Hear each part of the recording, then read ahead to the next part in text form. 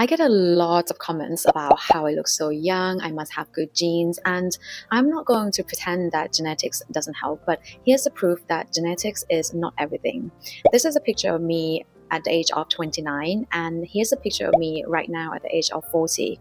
Now, I don't know about you, but I feel like I look much more fresher, more fit. I look healthier and more radiant on my face and also my body. Over the past couple of years, I've learned that looking young and feeling young is not just about what we put on our face. It's not just about the skin routine, but it's about everything that we do in our everyday life. And in this video, I want to talk about all the things that I do to keep myself young, to keep myself looking young. I'll be covering a little bit of science and also covering what I do, what I avoid, what I eat, what exercise I do, and also my skincare routine as well. But if you're new here, my name is Poppy. I document everything that I've learned throughout the years, documenting my journey of reinventing, whether that be fitness, relationship, or business. And over here, I try to keep things as real as possible. So if this is your vibe, then stay tuned and hit that subscribe button.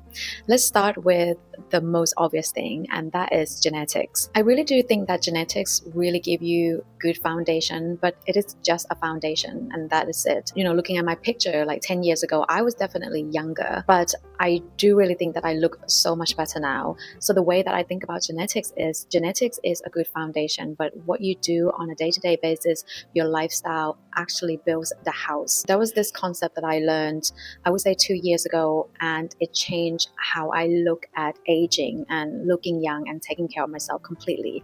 And that is oxidative stress. I feel like we hear the word antioxidants all the time. It is in our foods, it is in supplements, it is in our skincare. But I think a lot of us don't really understand why we need antioxidants and what they're for. So let me try to explain this in the simplest way. Our body naturally goes through wear and tear as time goes by, but there are going to be certain things that speed up that process. Things like too much alcohol, pollution, too much sun, smoking, chronic stress, processed foods, and sugar, or even bad sleeping. These things create something called oxidative stress, and we'll look at oxidative stress as like the bad stuff. It simply means that there is too much damage happening in the body, and our body don't have enough protection or antioxidant to keep it up. So when people say that you need to look younger from the inside out, this is actually very true, because if your body constantly having to deal with these oxidative stress all the time, then eventually it is going to show up on your body, on your face, and i.e. aging. You can be buying the most expensive skincare in the world, but if your lifestyle is constantly aging you from the inside out, your skincare is not going to do much. So looking young isn't really just about adding more products, but it's also about reducing the things that can cause damage inside our body to begin with. And with that, the first thing that I want to cover is the food, because our body, like I said, is going through a lot of oxidative stress. The way to help balancing that is consume foods that is high in antioxidants. And I'll be the first one to say that I actually don't love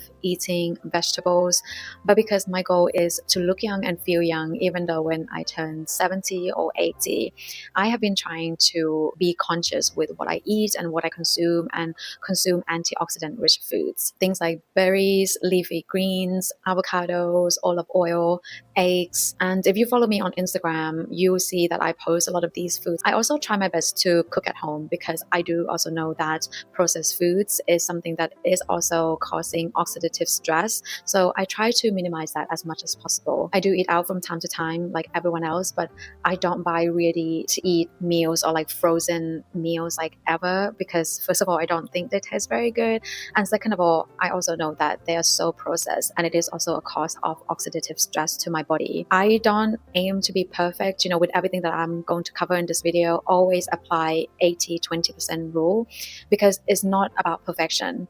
It's what you do most of the time that will have the most impact. And as we're talking about food, I might as well cover supplements. The only supplement that I take with the aim of looking young is collagen. I put that in my morning coffee almost every single day. The next thing I do is intermittent fasting. Now, there is a lot of research out there that supports the fact that intermittent fasting helps with aging, because the longer fast, you get this thing called autophagy, which is when your body repairs itself at the very cellular level and then prevents you from aging so quickly. Now, I'm probably not 100% bought that fact, but for me personally, I'm gonna have to say this, that I don't think it is normal for us to be eating all the time. I think it makes sense for us to give our body some time to digest, rest, repair, and restore. So what I do is I do gentle intermittent fasting, where I fast between 12 to 14 hours overnight. I might have my last meal at 8 o'clock, and then I don't eat again until 8 o'clock the next day, or around 10 o'clock, depending on how hungry I get. The next thing is to move your body. I genuinely think that the fastest way to age your body is to stop moving. And I'm not just talking about like going to the gym, doing like hard CrossFit, those are the stuff that I do, but I'm not talking just about those. I'm talking about just simply moving your body, whether that be going for a walk, a run, dancing, stretching, just move your body in general. I don't know if you have noticed, but if you see someone who has been in a hospital for a very long time where they are bedbound, you will see the difference in the way they look and how much the lack of movement have aged their body. And I know personally for me, when I go dancing, I feel alive. When I lift weights, I feel strong. When I go for a walk or for a run, my head is clear. When I try something new, I feel like I am expanding as a person. And I think a combination of all these is a big part of looking young and feeling young. The next thing is reducing stress. I am sure you have seen someone that carries too much stress, like especially chronic stress before. You can see it in their face, you can see it in their eyes, you can see it in their posture, you can see it in their energy. And I know that is so true in my own life as well. When I was going through a divorce, when I was going through my relationship hardship, when I was doing a job that I absolutely hated, I felt exhausted, I looked exhausted. All of that affects your mind and affects your body from the inside out, and eventually it is going to come out on your face and how you look. So I think it's important to find a way to manage stress, and personally I do that in many ways. So first of all is boundaries. I have this rule that if there's something that bothers me, keeping me up at night, giving me lack of sleep, whether that be an issue, a person, if that prolongs for more than a month, then I need to cut that person out of my life or that thing out of my life. Boundaries also means not staying in a situation that constantly deregulates me. It's also important to find a way to de-stress at home after a long stressful day. And for me personally, it's taking a bath, go for a walk, or working out. For you, it could be playing instruments or talking to your loved ones. Peace is so important. Peace impacts you differently.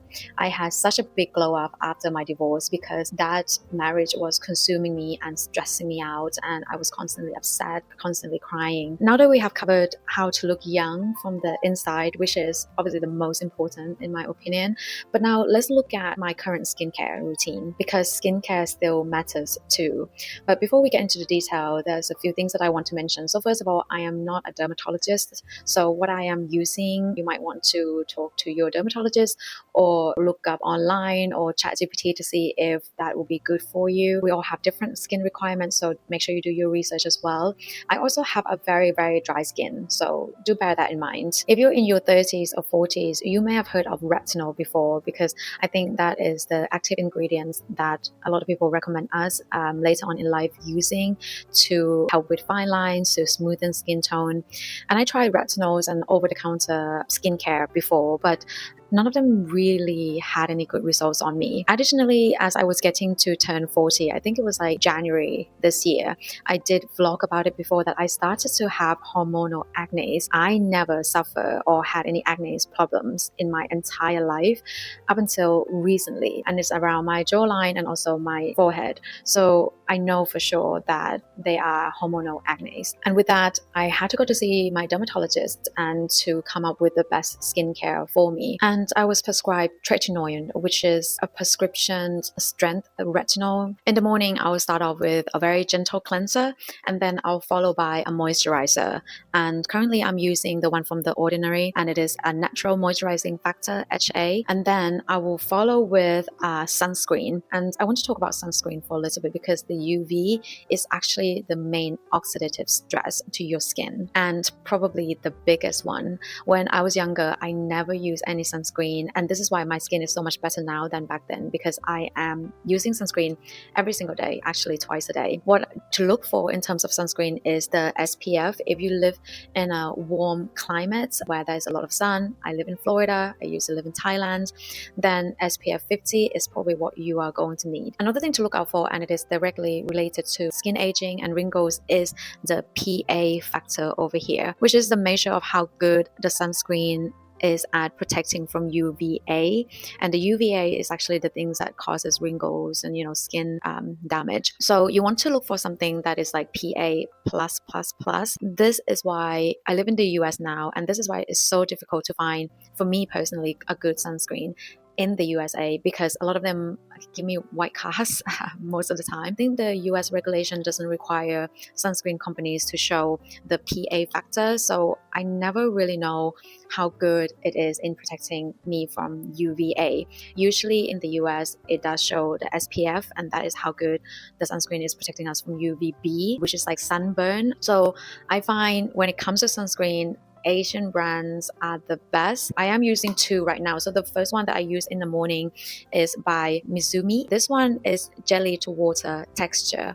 I find this really good, especially in the morning before I apply makeup, because it absorbs really well into the skin. It doesn't leave me any cast, and it also gives like a nice base for my foundation to go on. Another sunscreen that I am using as well is Clear Nose, and this one is also non-greasy. I put this one on around like 1 o'clock or 2 o'clock in the afternoon on top of my makeup, foundation, or whatever. I don't wear a lot of makeup anyway, but I will put this on top. I don't know if you can get these in the US. I'm gonna have to check those out as soon as I finish filming. But if you're in the USA and looking for a sunscreen that you can buy in the USA that doesn't have any white cast, not too like sticky, greasy like most sunscreens are, I recommend this one that I was using before. Now in the evenings it varies, because like I said, now that I'm using tretinoin, and that is quite a strong active ingredient, my skin can't handle that every day. So 3 times a week I'll be using tretinoin, and then I will follow by a pretty heavy moisturizer, which is this one from CeraVe. Use face mask is what I'm doing on the nights that I'm not using tretinoin. Again, I have to emphasize that because tretinoin is already a very strong active ingredient.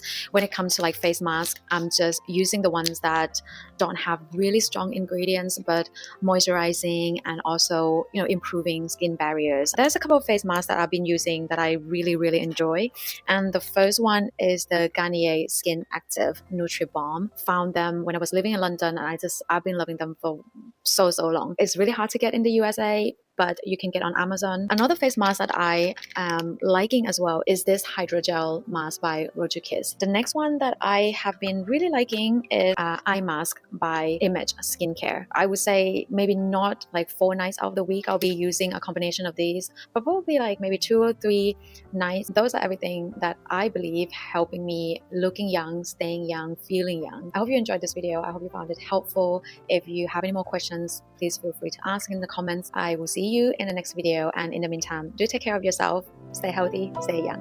Bye.